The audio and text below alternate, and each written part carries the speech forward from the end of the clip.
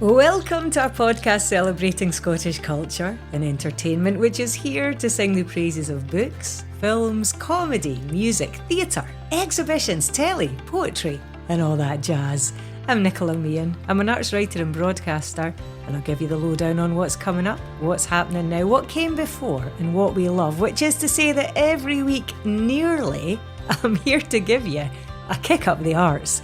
Now, this week we are looking back at this year's Edinburgh Fringe, where we had a brilliant run of live guests, including Barbara Dickson, Gordon Buchanan, Horse, and Justin Currie. Thank you so much for joining us if you came along. I'm going to post those chats and others in due course, but this week we are hearing from actor and broadcaster Grant Stott.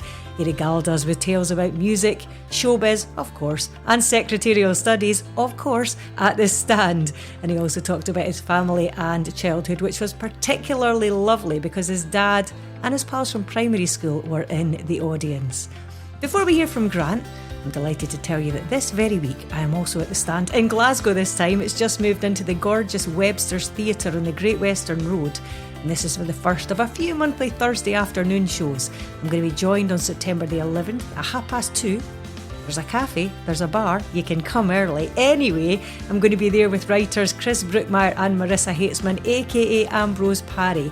You can get tickets via kickupthearts.org or just turn up at the stand. It would be really lovely to see you. For now though, to a crowded room in Edinburgh with a fabulous audience for a chat about Scottish tunes and memories and films and books, with a TV, stage and radio favourite, with the baddest panto villainess there ever was, with a former law enforcement officer, with a penchant for pot noodles and quality vinyl.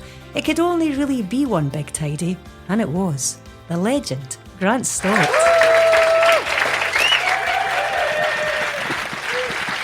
I still think there should be more wolf whistling, but whatever. There you go. Do you want to,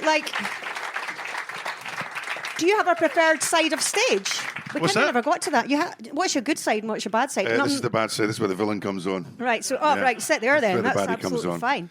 I was actually just going to wait outside and just not come on and just see how you got on. I like a challenge. I'd have just started singing a song or something. It would have been fine. Especially my coming on music was perfect, and we're going to get to that. Yes. Right. So Grant and I are going to chat for, I guess, about 45 minutes. He's brought his radio clock. What a professional. I don't have one of those. Just so we get our timings right. I know. Just so we know. He's going to say, don't you pay attention to that, by the way. He's going to be like that. You need to move on, Nicola. We're 15 minutes into the conversation. We'll chat for 45 minutes or so. You happy to answer some questions after You go that? for it. Yeah. Go for it. This is a nice wee crowd you have here. Hello. Hello there. Exactly. Just There's my looking mammy out. in the A front couple again. of familiar baldy idiots at the front there. That's good. Charming. I'll give you guys the mic later, don't you worry. Right to reply. So we'll chat about all sorts, but this is part of the podcast of this series called All Back to Mine, where we sort of imagine that Grant has either invited us round to his, or maybe we've just gate crashed, and you give us a sort of afternoon or an evening's entertainment. So you choose us a Scottish album to play us, a Scottish film to show us, and then a Scottish book for some bedtime reading. So we'll get to those. But first of all, literally as we're sitting here, it occurs that the last time we were chatting on stage together at the Fringe, it was probably this time last year, maybe even to the day, for Chemo Savvy. I was doing a Q&A. And the lovely thing about that production and chatting to you about it was the roots of so much of your time and experience at the Fringe and at the festival really lay in that production, didn't they? Yeah, I mean, fundamentally, last year's play, Chemo Savvy, was Andy Gray's kind of swan song. And it's something that meant so much to every single one of us that was involved in that production. And to finally get it on the stage after losing Andy, and then, because that was what was going to be our return after his cancer fight, and we were going to come back to the Fringe with that show, and then we lost him, and then we were what do we do with this play? And it was such an advanced stage, we didn't want to just leave it on the shelf. So Alan McHugh, Ryan and myself started all over again, and we recast it. I wasn't going to be in it originally, and then as time went on, we sort of changed it a little bit, and we had a big sort of change in cast, and then actually, I was the last person to be cast. We'd got Jordan, we'd got Gail, which was kind of fundamentally the dream team of who we wanted in it. And then it kind of felt right that I then come back after having said for 3 years, no, I'm not going to do it. I'm not going to do it. I can't do it. It doesn't feel right without Andy. And then I'm like, oh, but with Jordan and Gail, that would be good. So, did you have to audition for your own role? I kind of had a wee reading. Yes, I had a wee reading. No, so it was a decision, but it was also an interesting one because, you know, we had cast other actors, and I had to have, as a kind of co-producer on the show, I had to have a couple of quite awkward conversations. Sorry, guys, I've given it to a much better actor, me. It's like, for reasons that I don't want to go into, we're just changing direction in the show, which is a real cliche, as I've discovered as you're trying to get a job as an actor. When you go for something you really want, and then the feedback that you might get is, yeah, you're not getting it because we're going in another direction. And we went in another direction. And so I had to tell these two very well-established actors, and one who was still involved in the production, that actually you're not going to be on the stage. So it just felt right. And I felt in my heart that that's what Andy would have wanted as well. So, and working with Jordan and Gail so close was everything and more that I wanted it to be. And that extra, you know, we sold out. That was the plan. We wanted to give Andy one last hurrah at the Fringe. We did that. We did an extra show. You did a wonderful Q&A afterwards, and it just tied a nice little bow on that. And it's still there. And I was at the Trav last night, the Traverse, and I bumped into, I'm going to drop this name, Alan Cumming, who is now running Pitlochry. Yeah. And he came up to me and said, what are you doing with Chemo Savvy? Okay. And I was like, wow. And he says, he got sent a video of it in his new capacity from Karen, and he goes, I'd love to have it. You must bring it to Pitlochry. Brilliant. So Jordan doesn't know this yet, but we'll have to have a conversation, Jordan. Jordan's like that. This is brilliant. You sat up the stairs blethering for over there chatting about the ways. Tell you. They were too busy talking about the ways they used to fail when they were trying to chat up girls, and Grant forgot to tell you that Alan Cumming's been in touch about the play. Priorities. So we'll see. But just to keep Andy's memory alive is also very, very special to us. And especially this time of year, it's always quite emotional to look at the Fringe and do the Fringe without him. Because you did so much at the Fringe with him, and actually the roots of so much of your acting, irrespective of the panto experience, but in the summer and in the plays, was at the Fringe and was with Andy. You know, and I would never have done, you know, the whole thing about doing the Fringe was so dear to me because, you know, having done years of doing the panto and working with Andy and Alan, I'd always had that hankering to do a straight play and to do a play because that's all I did when I was at school and all I wanted to be when I was at school. And then when you get knocked back from all the drama colleges, you think that's not going to happen. And so then when Andy Gray, a man of his calibre, his acting, his genius, he says to me, I'll do a play with you. Which he really got annoyed every time I said that because I always got a laugh. And it was his words, but I was getting the laugh. So he took me, he says, let's us do a play. And so that's how it started. We did Kiss Me Honey Honey in 2013, and we kind of saw it as a way to work together outside of panto. And but what it gave me was pretty much one-to-one a masterclass in stage acting. And you know, he taught me, and I watched, and I learned, and he told me so much. So then when he passed away, and Martin McCarty, who's the producer of River City, he then got in touch and says, you know that Andy was always trying to get you a part in River City. And for whatever reason, it never happened. He says, but now I think the time is right, so do you fancy joining the show? So it's kind of, that was Andy's parting gift to me. Yeah. There's so much there about friendship and about someone having faith in you, which is wonderful as well, especially when at quite a young age, as you mentioned, because you did sort of expect or maybe think and hope that you would go to some sort of drama college, and that didn't happen. But you said you've always wanted to do that. That was something always in your mind. So like, when were you first on stage? Like, were you doing theatrical productions and things at school? What were your roles and from primary school? Really? Primary school, I remember doing little performances of Joseph and the Amazing Technicolor Dreamcoat in Bruntsfield Primary School down the stairs. And then my mum and Dad had a business in Gilmer Place. We lived along the road from a church called Viewfield Church. They had this thing called Junior Choir, which wasn't like a choir. They were just putting on shows. Okay. So we would put on a couple of shows every year, you know. And so yeah, from primary school, I knew that was my love. That's what I loved doing, getting on stage. And then of course you then go up to high school, and then you know you join the drama club. And you know in the 1980s there wasn't an O grade, the Scottish equivalent of drama. So I had to study O-level drama, which was the English exam, and I passed that and secretarial studies. It was a successful education. I remember my parents were so proud. Didn't bother with arithmetic, maths, and English and all Listen, that kind it's a vocation. Don't knock it. Best thing, I mean, everyone types now. I was ahead of my game back then, let me tell you. And also, as my mates used to take the piss out of me for you're doing secretarial studies, Stotty. I'm like, I know. See that group of 28 girls? I'm going with them. What are you doing for the next couple of hours? Who's the fool? So that was it was all through. And then, of course, in the mid 1980s, when I applied for London, Glasgow, tried to get in all these drama colleges, Queen Margaret, Jordan got in.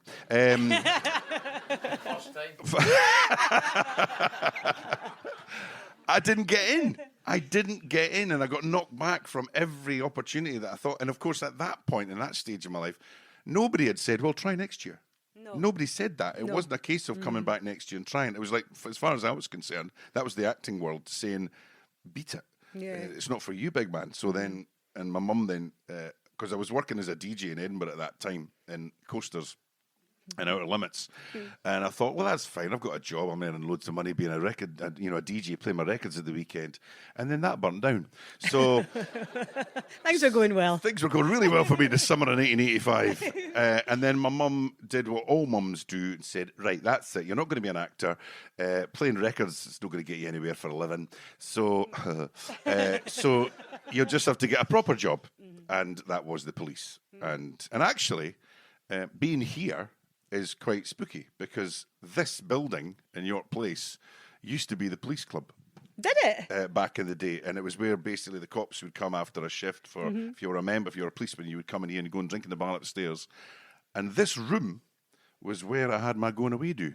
Oh, wow. When I left the really? police to join Radio 4 in 1990. Wow. So it's Goodness me. It's kind of interesting. The DJ was over there. This was the dance floor. Yeah. What was playing? Bust This is some moves. brilliant. How absolutely lovely. Do you remember what that was like? Because you'd had that in your mind the whole time, this idea that your identity really up till, and I know you're maybe 17, 18, 19, but still that's our whole lives when we're that age.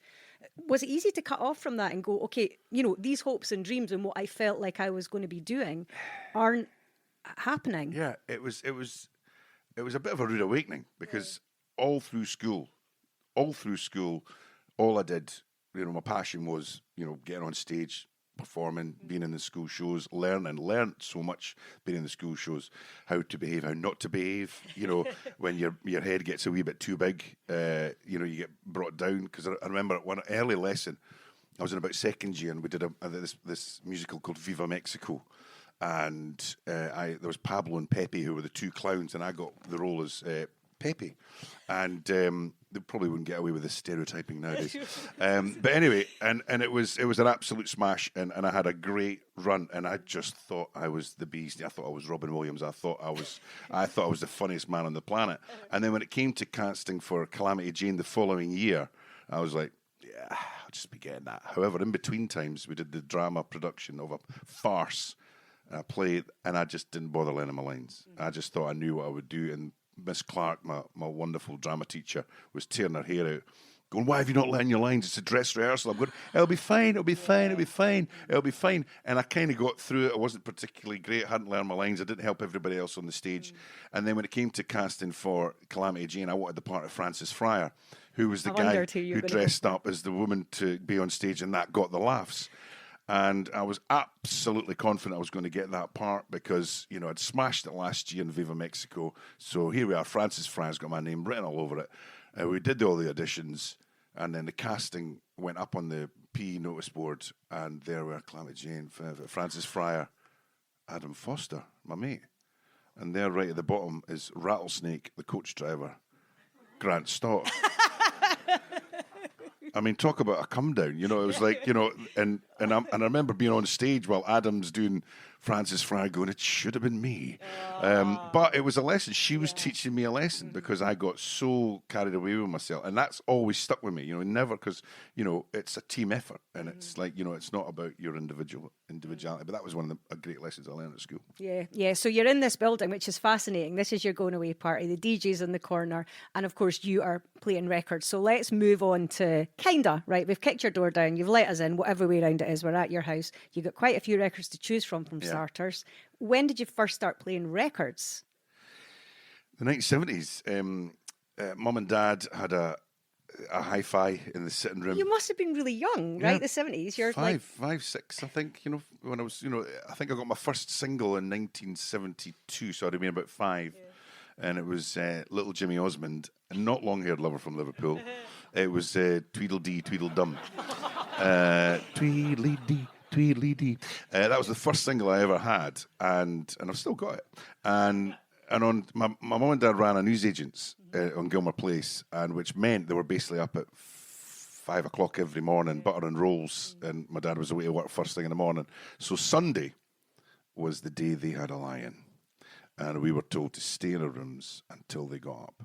Then I discovered how to work the record player in the sitting room, which cut short their long lies. And then it got to the point where my mum actually put 2 fisheye hooks at the top, which I couldn't reach, and tied the door, locked it with a lace, so I couldn't get into the sitting room on a Sunday morning to play my music. Physically locked out. Yeah, and of course, my mum and dad's record collection at that point consisted of, my mum was a big Tony Christie fan, Shirley Bassey fan, my dad loved Elvis. Lonnie Donegan was one of the early albums that I remember playing, and so I learned all these, because that was my record collection, was their record collection, was my record collection. And my mum also had a real tape, but she used to tape tunes off the radio, so we would have all the sort of pop hits. So there was music in the house, and that would be my go-to. And then eventually, when my mum and dad upgraded their record player to this fancy pants 1970s hi-fi, we got the old dance set, the old thing with that, and that got through to our room, and that's when I started building up my record collection. So that's so lovely. You were physically excluded from getting into Don't play your music till we get up in the morning. Of course, the thing is that instills in you a great sense of excitement about getting in to play the records, right? So that thrill never leaves. Absolutely, yeah. And I still get that. Still get a wee buzz when I'm putting a bit of music on. Yeah. So, and you kept all your vinyl. You do, of course, have the Vinyl Collective on Radio Scotland. But if you were to pick one record, which is pretty tricky, and it's not necessarily your definitive favourite, but you've picked one for us, and it's a beauty. Yeah, it's an interesting one. When you invited me on, and they gave me the challenge of picking the Scottish album, Scottish film, Scottish book. There's so much. The Proclaimers clearly spring to mind. I've bought everything that they ever produced. Hit the Highways was probably my favourite album. Sunshine Leith is great, of course, but it's like and Horse, who I know is your guest on Sunday. The Same Sky for me is a really important album, because Horse was one of the first people I ever interviewed at Radio 4th. She was one of my first guests, and she'd just come off tour with Tina Turner, so she was destined for big things at that point. So there was a massive bit of hype about Horse. But the one I went for is a kind of curveball one, because it takes me right back. And there's certain albums that you will always have. There's certain albums that you always have on your phone nowadays. And now, I bought it on, I bought it, but I was working at Radio 4, so I probably got a free copy. So I had it on CD, and I was living in my flat in Marchmont at the time on my own. And I just invested in a good CD player and a couple of speakers. And this album was beautifully produced and sounded amazing. It still does. And it's Botany 5, right? And they're a Scottish-based band. And again, I don't really know too much about the band. I'm sure your knowledge is brilliant on that. But it was just this album that has this lovely kind of early 90s trippy vibe of it. And it's one that I always go to, and it's like, I use music a lot to relax and unwind, particularly if I'm off or I'm on holiday, or if I'm going for a walk or something like that. I'll get the headphones in, and you just want something that's going to chill you out, and that's what this album does. I went back to it. I remember at the time, so it's 1991. It's the only album that they put out within that band. They were called the Botany 500 for a little while in the mid-80s, one song, and then came back. And I was fascinated by how much it sounds a bit like the Blue Nile. It sounds a bit like the Beloved. It's got this trip hop thing going on. And we heard a little bit of it just when I was coming on, like this, at the very end of it, the last song, which shows you there wasn't a great deal of sort of commercial thinking, I don't think. It's this lovely atmospheric album. And then the last song in it is this absolutely brilliant pop single, Nature Boy. Nature Boy. And that was played a lot. I would hear that on the radio quite a lot on Radio 4. Well, that's how I was introduced to it, because Colin Somerville, who was doing the music at Forth at the time, was a massive advocate for Scottish music. And so that's how I would, that's how I found out about Horse. That's how I found out about, all these great Scottish bands that were still around from the late 80s into the 90s. And Botany 5 popped up, and every single that came out was on our playlist. So we would be on the radio, and I'd play, here's the new single from Scottish band Botany 5. This is really good. And as I say, I do keep turning to it. And I went to see Air a couple of weeks ago down in North Berwick, and it's kind of in that vibe as well. Totally. So if you like Air and Moon Safari, I think you'll really like this album. And of course, when I started doing the vinyl show, I went all out and managed to get a vinyl copy of it. I've got a couple of 12 inches from the album as well, but it's just a lovely listen. It is a really, really lovely listen. There's something about the band as well. 1991, we're in the late 80s, early 90s. And to generalise slightly, the sort of Glasgow scene is very much this kind of bombastic rock music at the time, or more soulful. So you've got Hue and Cry, you've got Deacon Blue, even Wet, Wet, Wet. Botany 5 sound like an Edinburgh band somehow, right? Yeah. There's something about, the clubbing landscape through here was a bit different and was much more maybe brought into the music we're hearing, more electronic. The's something about Finny that. It Tribe feels as well, Finny Tribe, exactly. So it's like there was that vibe going on, and it's like, it is an unusual under the radar album. I was going to say under the carpet there, but that doesn't work. Under the radar kind of album, but it's genuine. I was listening to it. I got a taxi down to meet Jordan earlier on, and I had it on in the headphones, just coming down and going, it still sounds really fresh, and it still sounds, it's like 35 years old now, but it's lovely. And just a one-off, but it is a hidden gem. You can get it. It's even on Spotify and things, so it's quite easy to access. But it's a really lovely record. It's been really nice to go back to it. While we're speaking of music, though, I do think it's important to acknowledge your own songwriting chops, because I've interviewed many songwriters over the years. Beach Boys, Brian Wilson, Dolly Parton, Jimmy Webb. None of them, to my knowledge, have had a personal endorsement and thank you and seal of approval from the man who wrote That's Life. Indeed. Sorry, I was just enjoying that for myself. I was just enjoying myself there for a wee minute. You are, of course, referring to my internet sensation. That's Fife. One of,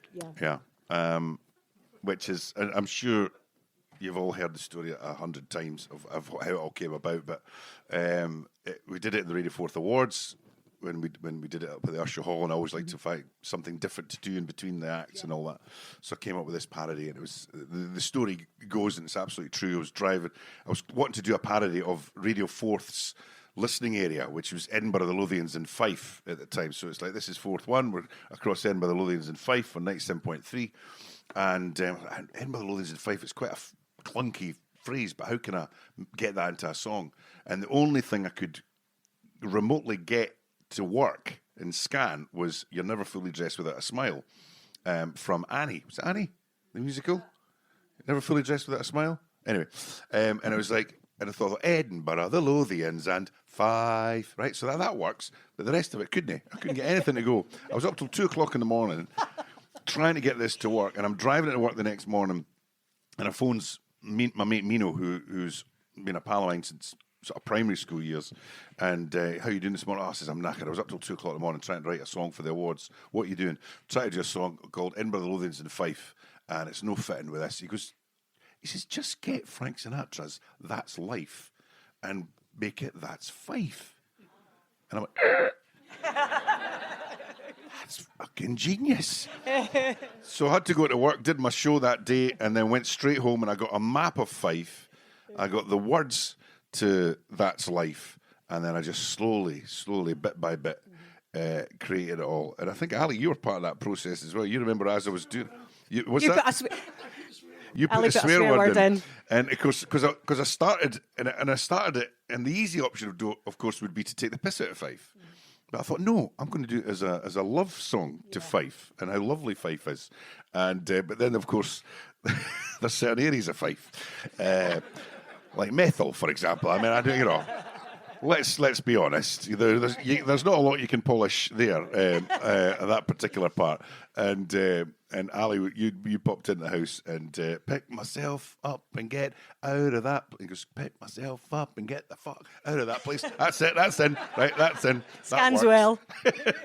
So we did it at the awards, and it went, and then we put it out on YouTube because Brian Page, who was our boss at the time, went, we need to get this on. And this was kind of before viral videos, really. This is sort of 2011 or something like that. Anyway, when it got viral, and I mean, I don't keep an eye on things, but I think it's about 265,342 hits now on YouTube. As of 1 p.m. today. But no, it's lovely, and I've had so many.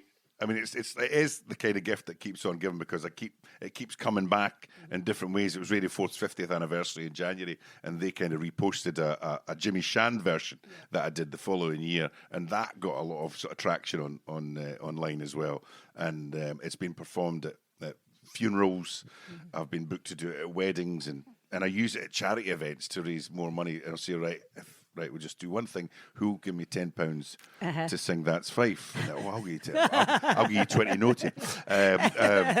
So we'll get it on, and I'll go around and get some. So it's a lovely thing. And to finish the story, it was kind of during lockdown, because we'd parodied it again. We'd done another version of it called Save Lives, and it was all about staying in. And we got my mate Tom, who took these amazing photographs of Edinburgh during lockdown. He had permission from the council to go out and take these photographs. He took some stunning pictures of Edinburgh completely empty. You know, Princess Street, Waverley, the High Street, and all these amazing places with nothing. So we put these videos to the video, and it's all about, you know, staying in and save lives. And then that kind of gave it another little wind. So I'm one Sunday morning, my phone goes, and it was from my agent, and she says, I've got this to pass it on to you. And it was the guy who wrote That's Life for Frank Sinatra, who'd searched and found me on the internet. And I'm thinking, this is a cease and desist. He's going to shut me down. Coming for me. But what he was saying is, he says how much I enjoyed That's Fife, but particularly enjoyed the musical arrangement you did for Save Lives. And it was like what we did when it came to doing it, we used to do Zooms, Jordan, myself, Alan, Andy, and Pix over lockdown every Thursday night. And this is where this idea kind of came about. So Pix is our MD at the Panto. And he sits in the pit and he does all our musical arrangements, and he's an absolute genius. And so I said to him, I need to change it a wee bit. The music's got to be slightly different, and so much that I'd quite like the sort of Frank Sinatra One for My Baby kind of piano bit to start with. So we'll talk all over it and then kick into the chorus. So he went away, being a whiz, he did it. And then I sent him the letter from the guy who wrote the song, and particularly standing out the musical piece, which was great. So to get actual the accolade from him was, I mean, was for him great. to actually, I just love the fact that it's like Dean Kay is Googling Grant Stott I know. rather than, you know. It's From his place in Burbank, California. yeah. Which was true, but it was that was a lovely little kind of, what a way to finish that story. As you know, the man in touch gets in. I know. Because we talked about doing that as another idea for the Fringe. You know, I did Tales from Behind the Mic as a one-man show in 2016. And I thought, do I do another one? It's like, well, Tales from Behind That's Fife. Because, you know, there's so many things that happen, but we've not quite got that off the ground yet. Yeah, but it is almost that thing. It's not that I'm saying you're a one-hit wonder, right? But it's like you can't really get off the stage without performing that song, right? It's like if Europe came on stage and you didn't play the final countdown, they'd get like pelters. And also because it's the only song I do. So, you know, this is, to be honest. For now. Wait till you see what I'm doing the panel. Okay, well, since we're in Fife, let's quite. Yes, I would like the greatest hits even of just last year's pantomime alone. I never heard the Weather Girls the same again. If you were there, you'll know. Let's look back across to Edinburgh, and you can put on a movie for us now. So we've had Botany 5, and this, again, is a film. I was going to say that it's rooted in Edinburgh, but it's really Leith, isn't it? Yeah. Was this tricky? This was tricky because my go-to film, anytime anybody's ever said, what's your favourite film? Gregory's Girl.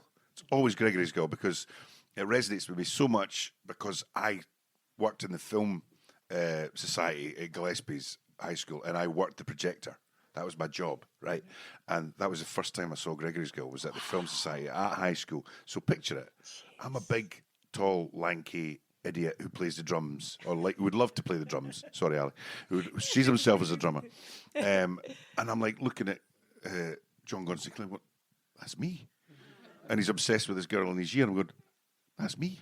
And it's like all these things. And so that's always been my go-to. But I thought, given it's your cell, it's like, let's do something that's, again, slightly different. So I've gone for, again, a Scottish film. And again, slightly under the radar, but definitely worth watching, is Irvine Welsh's Wedding Bells. I don't know if has anybody seen Wedding Bells, Irvine Welsh? Yeah, you can find it. You can watch it. You can watch it online. And, of course, Claire Grogan's in both of them. Yeah, and the funny thing is, I rewatched it again, and there's so many amazing people in this film. And it's like, Irvine Welsh was obviously, Dean Kavanagh won a great partnership, and obviously done amazing things in the mid-90s with Trainspotting.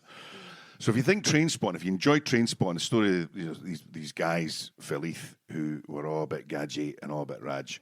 Well, this is 4 women who are Philith and all a bit gadgy and all a bit raj. But it's just a completely different story, and all 4 of them, as it unfolds, have their own, in a typical Irvine Welsh kind of style, backstory. It's dark. It's very dark, but very, very funny. And the 4 female actors that are front and centre of that film are off the scale. And Shirley Henderson is Michelle Gomez. It's really kind of her film. But Shirley Henderson is one of my absolute favourite screen actors. Yeah. And I think she is brilliant in this film. Yeah, I'd remembered her being terrific, but again, I went back and watched it and was stunned again by her every single detail. The right? Twitches and yeah. things. It is. It's great, and it's very much in keeping with so many films, and certainly something like Trainspotting. It's got all the pop cultural context as well. So it's 2007-ish, but the soundtrack's brilliant as well, isn't it? The Everything's soundtrack's there. great. And it's just.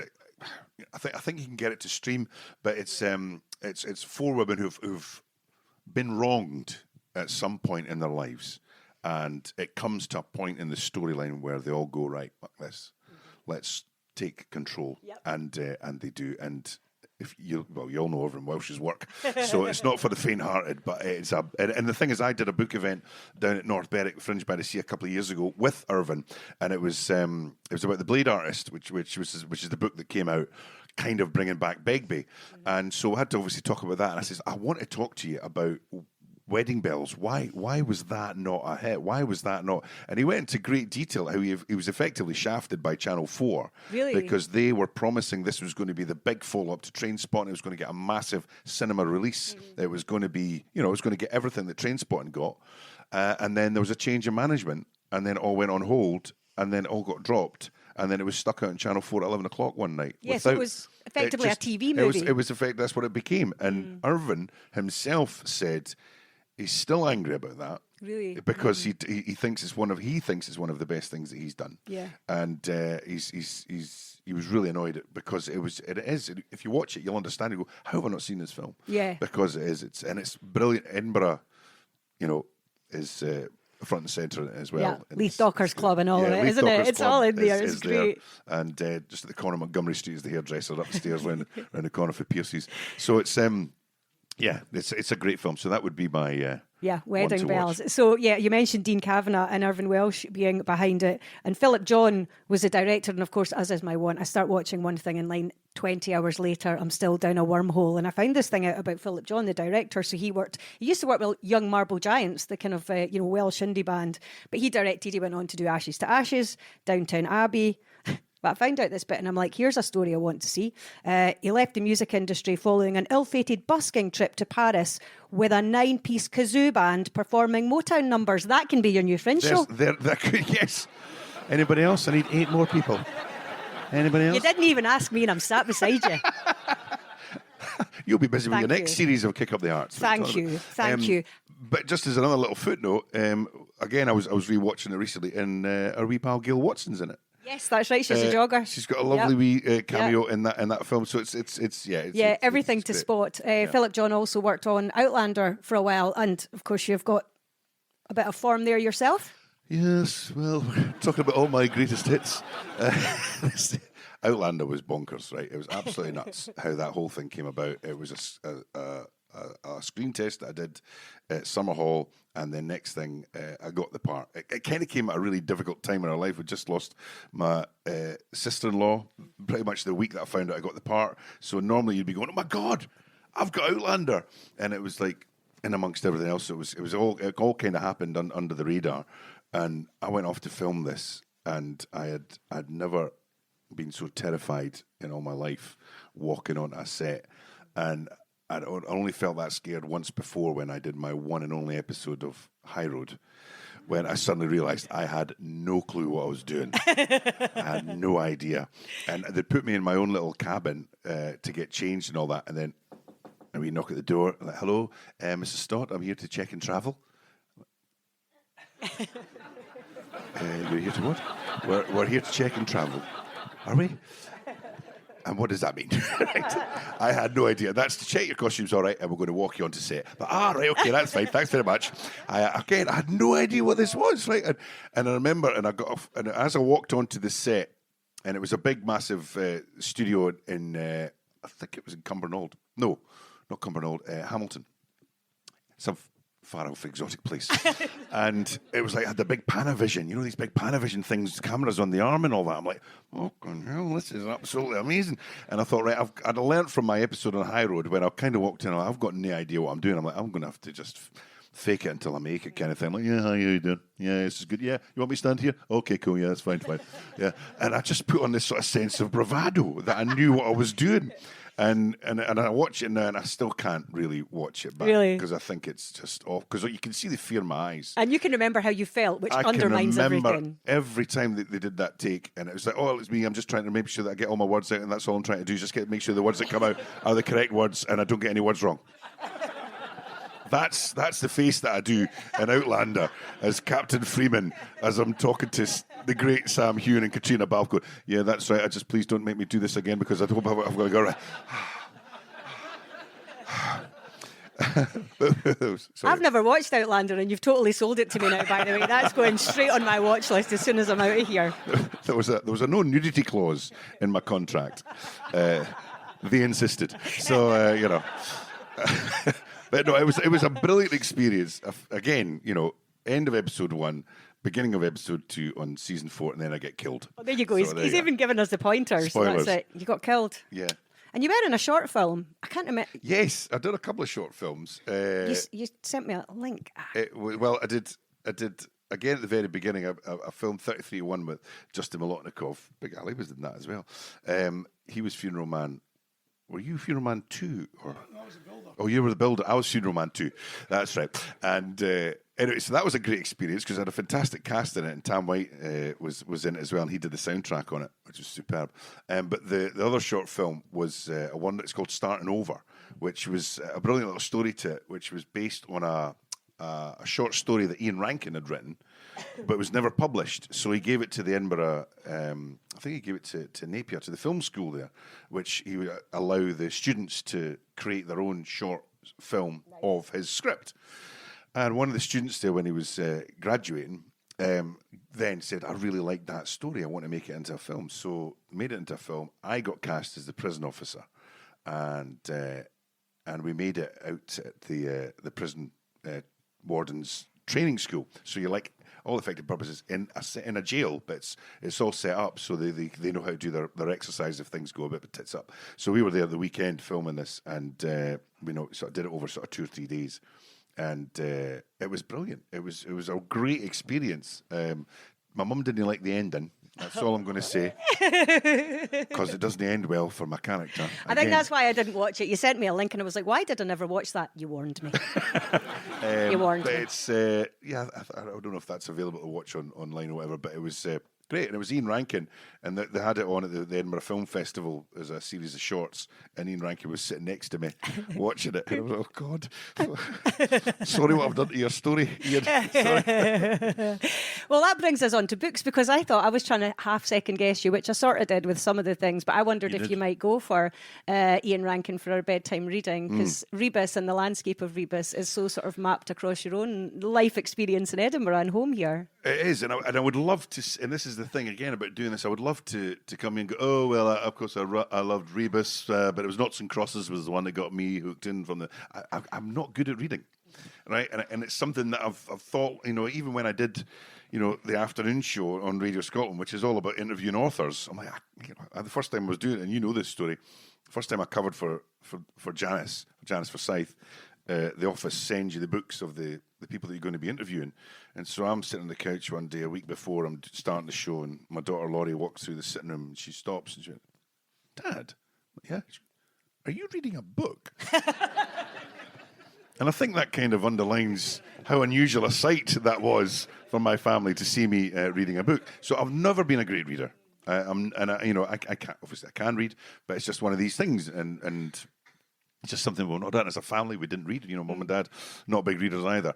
However, there is one book that has a very special place in our household, and this goes back to the days when my dad had a shop in Gilmer Place, and one day this chap comes in who my dad knew from his childhood, Donald Campbell. Yeah. That's right.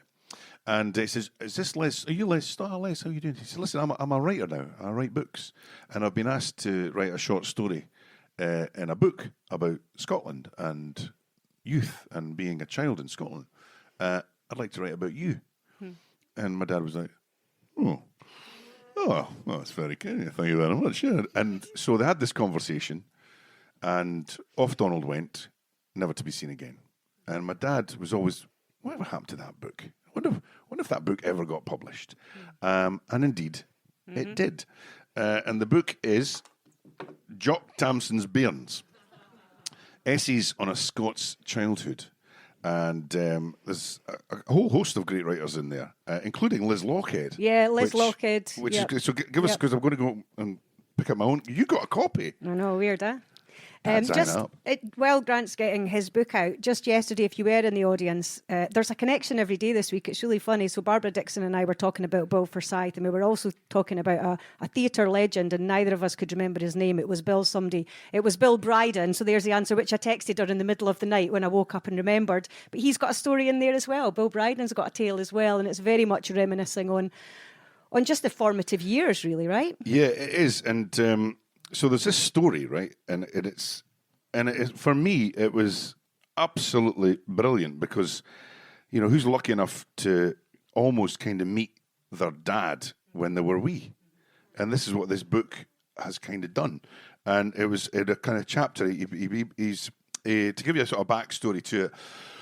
He lived up in Caithness and moved down with the family into Edinburgh when he was about 5. This is Donald. This is Donald, right? And this is where he encountered him, right? My father, who, now my dad, I think it's safe to say, didn't have a very generous upbringing. You came from it was a tough upbringing, there's no question. He came up Dalry, for Christ's sake, right? Bloody hell, what a place for a hippie to be brought up, So deepest, darkest Dalry, and in the 1940s, when my dad was having his formative years, it was probably a bit tough, especially if your name was Leslie. And I'm just going to pick out a couple of wee bits, and it's kind of sort of part of the story, and it's just called The Boy, and it says the boy's name was Les, and he was and still is the toughest human being that I have ever known. Right? And I'm going, my dad's no tough. But clearly he was back then. And he goes on to describe Edinburgh. And he said, this is where I first came to live in Edinburgh. It was there that I first met Les. I ought to say at this point that the Edinburgh in which Les and I grew up was not at all the Edinburgh of popular legend. This was no gracious festival city of cultured stone, pan-loaf speech and stand-offish manners. I only knew that such a place existed when I grew up and read about it in the writing of spiteful Glaswegians. That's my favourite bit as Which well. I thought was just absolutely brilliant. So anyway, he goes on to talk about how he meets my dad, right? And Les, he describes him as, he says, I have one enduring picture of him in my mind, dressed in a suit of grey corduroy. He's standing in a group of other children, bouncing up and down with exuberant glee. This was a habit that he had when he was happy, a habit which was the main reason for his nickname of Bounce. That was my dad's nickname as he was growing up. He was the natural leader of the kids in our street, and he laid down the law with an iron fist. Les, I know. Right, mental. So the story goes on, right? Here's this incomer who's come from Caithness with a wee soft-spoken north of Scotland accent. So you can just imagine how well that went down the streets of Dalry. So I think my dad, safe to say, saw him and gave him a wee bit of a hard time. I think it's safe to say. However, in amongst this, atmosphere of the 1940s, early 50s, well, it would have been the 40s if he came down, he was 5, an unlikely friendship formed. And the story tells this story of how the two of them became pals, and the kind of end of it is the two of them go stealing apples, and they get caught. And my dad actually wasn't stealing the apples, it was Donald. And Donald's shiting himself, right, because he's been caught stealing. And just at the point of Donald getting his punishment, Les steps forward and says, it wasn't him, it was me. And takes the hit for Donald. And it says, and this is how it ends, it says, this was a complete lie, of course. They'd never have known about the apples if it hadn't been for me. And it didn't get any of us off the hook, but it was the most noble act of friendship that I've ever experienced. And that's my dad.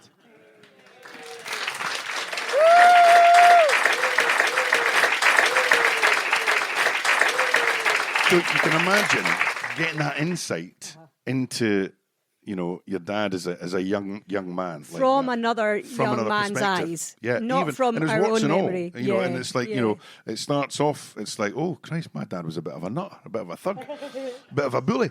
But I think it's safe to say, and, you kind of look at times gone by through 2025 eyes, times were tough in the 40s and 50s, and you had to be tough if you had a name like Leslie, and that's what he did. And I just thought it's very precious, and the fact that you've got a book freaks me out, because we had to search on the internet to find that. I think it was actually an old library copy. Yeah, it's either been choried or from a library that shut down. But I got that a while ago in Oxfam Books in Stirling, because it had the Liz Lockhead's story in it. That's what I feel that I didn't know. She's the next author, yeah, right after she is. your She's story. right next to. So I would have read that unbeknownst, which is utterly wild. But it says at the start, it's a really lovely book and lots of reflections. But there's an introduction that says, "Youth is a common currency for us all, and yet it is in our pasts, wherever we may have spent them, that we're able to see the influences that have helped to mould our lives." And it's lovely to think of you being on the same streets as your dad and in the newsagent, because you're still really that boy. I mean, eventually you did get into acting, and you're in River City, and of course there's a panto, which we barely touched on, but it goes back to that time and who you were looking up to and who were leading the way for you. Yeah, I had a great childhood. It's I look back at really fondly, and it was whatever you wanted to do. You were kind of encouraged. Music, okay, then we'll make that happen for you. Drama, okay, that's how you do that. Mum and dad always, whatever our interests were. My brother John's big interest was football. Dad would take the football. My interest was music and drama. My mum found a way for us to get more experiences in drama. It was there was never, you'll be doing this or you'll be doing that, until such times as your nightclub burns down, and and then it's time to get a job. But no, I've been very fortunate, and both Mum and Dad celebrated their 62nd wedding anniversary on Sunday. So happy anniversary! My God, that's amazing. Very lucky. What's the? Been a bunch. He said it's been a bloody struggle. Yeah, we've had some ups and downs in the family over the years. It's safe to say, but we're still together and we're still home. What's 62? What's the gift? It's got to be something. Miracle, I think you called it, Les, isn't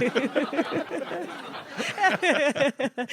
So you are going back and filming in River City. We'll just wind up now, because if you guys have got any questions, we need to leave time for them. Back filming in River City, which must get increasingly poignant. Obviously, I'm sure we're all aware of the fact that that's kind of coming to an end a wee bit. I was listening to a podcast with Johnny Watson, and they talked about the end of Only an Excuse. And he had a little turn of phrase, because, axed axing a show, sounds so kind of brutal. That's the sensationalist. You have to report it like that. It's like so. But he says, when the decision was made to wind down, only an excuse. And I went, that's great. I'm having that. So the decision has been made to wind down River City, which we are absolutely gutted about. I cannot tell you, because River City, as a fantastic institution, which it is, it will be 24 years on screen when it does come to an end. But not only is it all of these amazing things that everybody's been talking about since the decision was made, and opportunities for actors, for crew, for people behind the scenes and that, but from a personal point of view, this was my dream job, and it's now been taken away from me. And it's not because they've killed off Sam Spiller or whatever. That's a decision that has been made, and I'm absolutely devastated at that, because I was having the time of my life, and Jordan knows. And it was interesting because Jordan came to join us in Edinburgh in the Panto a few years ago now, and so he was on the phone to me going, so see, when I come to Edinburgh, what do we do and how do we? And I'm going, well, Jordan, when you come to Edinburgh, it's going to be like this, and it's going to be lovely. You're going to have a great time. And then cut to a few years later, I get River City, so I'm phoning Jordan, going, Jordan, see, when I come to River City, what's it going to be like? How long do you spend in the dressing room before you got the makeup? And what does check and travel mean?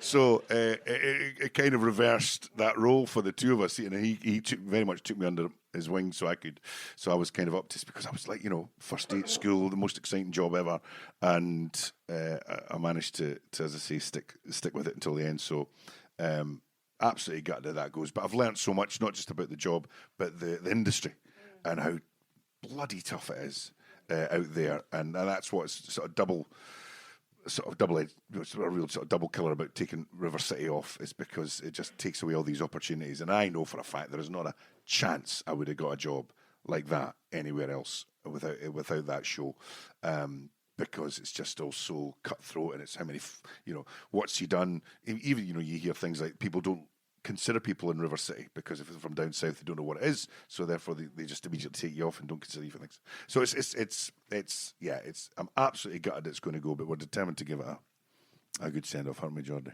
Yeah. You got a wee while yet as well. Exactly. It's all right. Yeah. You got a little while yet to do some filming. Unlike us at the moment, time is marching on. Thank you so much for coming. Thank you to the stand. Thank you to Grant Stott. You can well whistle louder than that. Grant Stott chatting live at the Fringe this year at the Stand. Huge thanks again to Grant and to the Stand, and to you if you joined us. If you are super quick and you fancy the movies this week, come and join us. Wedding Bells is screening for one night only at the Cameo in Edinburgh, Wednesday the 10th of September. See you there. Tickets for this year's Edinburgh Festival Theatre Panto, Jack and the Beanstalk, starring Grant as a fragrantly monikered flesh creep. Isn't that lovely? They're on sale now. And Grant's co-star Jordan Young is currently also on tour with his terrific one-man play Man's Best Friend. You can listen back to our Kick Up the Arts special with Jordan and Tron's artistic director Jemima Levick if you fancy, and get out to a theatre near you to see Jordan and his dogs, or are they, in action. Meanwhile, the Rezillo's Faye Fife is also back out on the road in her Countess of Fife guise, including dates at Stirling Tollbooth this very week, September the 11th. See you there as well. It's a busy week. She's also in Anstruther on September the 27th. You can listen back to our recent chat for a Kick Up the Arts, or you can even watch it. I filmed it on my phone. We're on YouTube. I'm trying my best. Have a look, have a listen. Also, I spoke to the glorious Liz Lockhead and our official saxophonist Steve Ketley about the Cold Blast Orchestra recently. They're back. They're live at Edinburgh Traverse. The Cold Blast this is, what a special show that will be. Their fiddle player is the legend that is Anne Wood. She also used to play live with Deacon Blue. They're back out on the road. Guess what? There's a Kick Up the Arts for that. Ricky Ross, Lorraine McIntosh. Listen back if you fancy. And yes, to the live shows. If you're in Glasgow or you feel like an afternoon in the city, I am in conversation with best-selling writers Chris Brookmire and Marissa Hatesman, aka Ambrose Parry. That's this Thursday, September the 11th, 2:30, just opposite Kelvin Bridge Underground. Come and see us. There's a bar, there's a cafe. We'll have fun, we'll play tunes, we'll talk about books and movies and all that. We would love to see you there. I have also, I'll just tell you now, got some amazing news about some London dates for a Kick Up the Arts. All I'll say is John Niven, Irvin Welsh, other artists, and also some more Scottish events featuring TV and writing favourites and a teenage fan club legend. I'll tell you about them another time. Or I might write about them in the newsletter. Sign up for that. I am going to write one. Thank you as ever for listening, for sharing, for joining us live, for getting in touch if you do. Bye for now, and I hope to see you soon.